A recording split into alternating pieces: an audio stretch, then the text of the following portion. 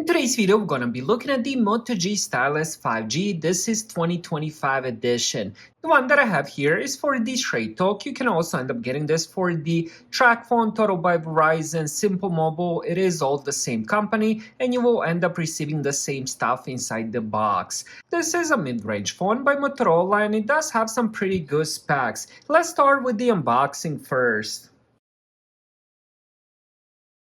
Alright, inside the box we have a quick start guide, we have overview of the phone, and then we have some Straight Talk stuff as well. Also inside the box we have a USB-C to USB-C cable and the SIM injector pin. So that's about it, no power adapter.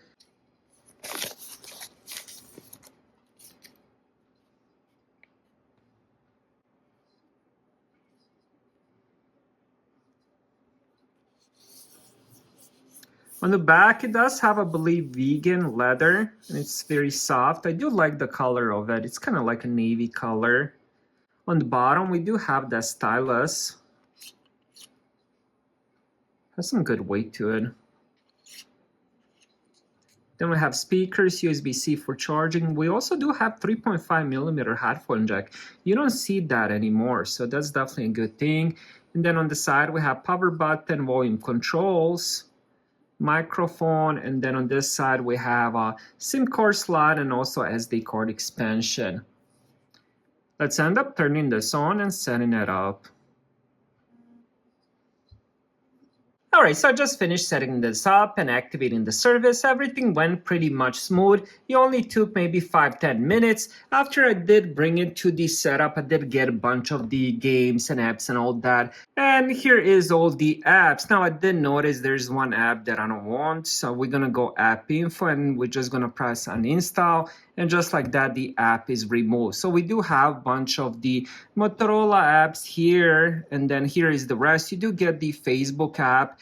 And that's about it. I mean, I removed lots of the other ones. All right, next, let's talk about the specs. Let's start with the display, 6.7 inch. This is POLED, which means plastic OLED display, Super HD, 2712 x 1220 pixels, which is a big jump from the previous models. This results in the 444 pixels per inch density. I think the display itself looks pretty amazing. And it also does have 120 Hz refresh rate. And here is if I turn up the brightness all the way, you can see how bright this phone is. Speaking of the brightness in the spec sheet, I'm looking at 3000 nits of brightness, which is just insane for a mid-range phone. This also does have the Gorilla Glass 3 on the front, a vegan leather finish on the back, which I showed previously, and it also does have IP68 water dust resistance and the military standard 810H for drop testing. Performance-wise, it has Snapdragon 6 Gen 3 CPU with 8GB of RAM, and then you can end up getting either 128 or 256GB of storage. It is expandable via micro SD card up to 1TB. Battery inside is 5000 mAh. Seems like Motorola keeps using the same battery on every single phone. I can easily end up getting full day of use. If you don't use your phone as much, you can expect probably a day and a half, maybe even 2 days of use. When it comes to the charging, it supports 68 watts turbo power. Unlike most of the other phones in this budget range, this also supports 15 watts wireless charging. Now, before I forget, it also does have the fingerprint sensor on the front. Now, when it comes to the cameras, we do have 50 megapixel on the back with optical image stabilization and the Sony Lithia 700C sensor.